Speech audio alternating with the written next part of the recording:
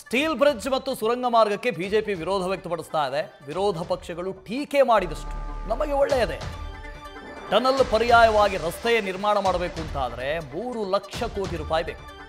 ಬೆಂಗಳೂರಲ್ಲಿ DCM DK Shivakumar ಹೇಳಿಕೆ ಕೊಟ್ಟಿದ್ದಾರೆ. ಹಿಂದೆ ಡಬಲ್ ಡೆಕ್ಕರ್ ರಸ್ತೆ ಮಾಡಿದರೆ ಸಮಸ್ಯೆ ಆಗ್ತಾ ಇರಲಿಲ್ಲ. ಒಳ್ಳೆಯ ಸಲಹೆಗಳನ್ನು ಕೊಟ್ಟರೆ ನಾವು ಸ್ವೀಕಾರ ಮಾಡ್ತೀವಿ. ಬೆಂಗಳೂರಿನಲ್ಲಿ ಡಿಸಿಎಂ ಡಿಕೆ ಶಿವಕುಮಾರ್ ಹೇಳಿಕೆಯನ್ನು ಕೊಟ್ಟಿದ್ದಾರೆ. ಟನಲ್ ರಸ್ತೆಗೆ ಬಿಜೆಪಿ ವಿರೋಧ ಮಾಡ್ತಾ ಇದೆ, ಹಿಂದಿನಿಂದಲೂ ವಿರೋಧ ಮಾಡ್ತಾ ಇದೆ. ಅದಕ್ಕೆ ಪರ್ಯಾಯವಾಗಿ ಎಲಿವೇಟೆಡ್ ಕಾರಿಡಾರ್ಸು ಅಥವಾ ಫ್ಲೈಓವರ್ಗಳು ಈ ಥರದ ರಸ್ತೆ ಮಾಡಬೇಕು ಅಂತ ಹೇಳಿದ್ರೆ 3 ಲಕ್ಷ ಕೋಟಿ ರೂಪಾಯಿ ಖರ್ಚಾಗುತ್ತೆ ಅಂತ ಡಿಸಿಎಂ ಡಿಕೆ ಶಿವಕುಮಾರ್ ಹೇಳಿದ್ದಾರೆ.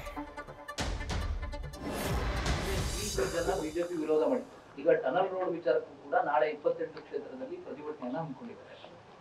ಸರ್ಕಾರ ಟೆಕ್ನಿಕಲಿ ಅದನ್ನ ರೆಡಿ ಇದೆಯಾ? ನೋಡಪ್ಪ, ಅವತ್ತು ಜಾರ್ಜ್ ಅವರು ಮಾಡಕ್ ಹೊರಟಿದ್ರು, ಅವರು ವಿರೋಧ ಮಾಡಿದ್ರು. ಈಗ ನಾನು ಏನ್ ಹೇಳ್ದೆ, ಒಂದೇ ದಿನದಲ್ಲಿ ಮಾಡಕ್ಕಾಗಲ್ಲ, ಒಂದು ವರ್ಷದಲ್ಲಿ ಮಾಡಕ್ಕಾಗಲ್ಲ, ದೇವರು ಬಂದ್ರು ಮಾಡಕ್ಕಾಗಲ್ಲ. ಏನ್ ಟೀಕೆ ಮಾಡಿ ಐ ಆಮ್ ವೆಲ್ಕಮ್. ಅವರೆಲ್ಲ ಟೀಕೆ ಮಾಡ್ತಾ ಇದ್ದಷ್ಟು ಒಳ್ಳೇದು. ಅಸೆಂಬ್ಲಿ ಚರ್ಚೆ ಮಾಡಲಿ, ಅದನ್ನ I am waiting for that. ಅದಕ್ಕೆ ನಾನು ರಿಯಾಕ್ಟ್ ಮಾಡಕ್ ಹೋಗ್ಲಿಲ್ಲ.